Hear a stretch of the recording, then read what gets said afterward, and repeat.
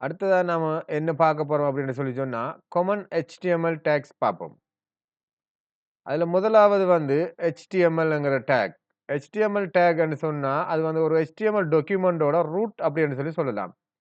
ஏன்னு சொன்னா, HTML document வந்து நிச்சயமா ஒரு HTML opening tag and close ஆகும்போது HTML குளோசிங் டாக்கோட தான் இருக்கும்.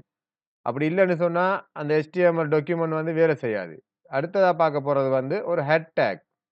இந்த ஹெட் டேக்குக்குள்ள வந்து எப்படின்னு சொன்னா, ஒரு டைட்டில் இருக்கும். இந்த ஹெட் டேக் வந்து அ எதுக்கு யூஸ் பண்றோம்ன்னு சொன்னா, மெட்டா இன்ஃபர்மேஷன். ஒரு டாக்குமெண்டோட மெட்டா இன்ஃபர்மேஷன். மெட்டா இன்ஃபர்மேஷன் அப்படின்னு சொல்லி சொன்னா, SEO ப சர்ச் இன்ஜின் ஆப்டிமைசேஷன் படிக்கக்குள்ள அத பத்தி தெளிவா புரிஞ்சுக்குவோம். சரியா? அதுக்குள்ள அந்த ஹெட் டேக்குக்குள்ள வந்து ஒரு மெட்டா இன்ஃபர்மேஷன் இருக்கும் ஒரு டாக்குமெண்டோட. அடுத்தது வந்து டைட்டில் வெப் பேஜோட டைட்டில் இருக்கும். அடுத்தது வந்து நம்மோட வெப்சைட்டோட ஐகான் இருக்கும். அடுத்ததா பார்க்க போறது வந்து டைட்டில். இந்த ஹெட் ஹெட் டேக்குக்குள்ள வந்து இருக்கிற டைட்டில் டேக் வந்து அது வந்து uh specify the title of the web page. அந்த ஒரு வெப் பேஜோட ஒரு பேஜ் ஒவ்வொரு பேஜுக்கும் வந்து ஒவ்வொரு டைட்டில் இருக்கும். அந்த அந்த வெப் பேஜோட டைட்டில வந்து ஸ்பெசிஃபை பண்ணி டிஸ்ப்ளேட் இன் த ப்ரௌசர் டேப். ப்ரௌசரோட டேப்ல வந்து டிஸ்ப்ளேயா காட்டும் அது. அடுத்ததா வந்து பாடி டேக். ஹெட் டேக் வந்து ஒரு பார்ட். அடுத்தது வந்து பாடி டேக். இந்த பாடி டேக் வந்து contains the visible content of the web page.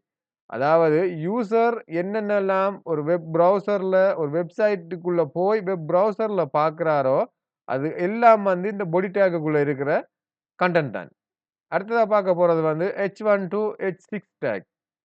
இத வந்து ஹெட்டிங் டேக் அப்படின்னு சொல்லுவோம். இது வந்து H1ல இருந்து H6 வரை இருக்கு. ஒவ்வொரு டேக்குக்கும் ஒவ்வொரு சைஸ் இருக்கு, ஒவ்வொரு வேல்யூ இருக்கு.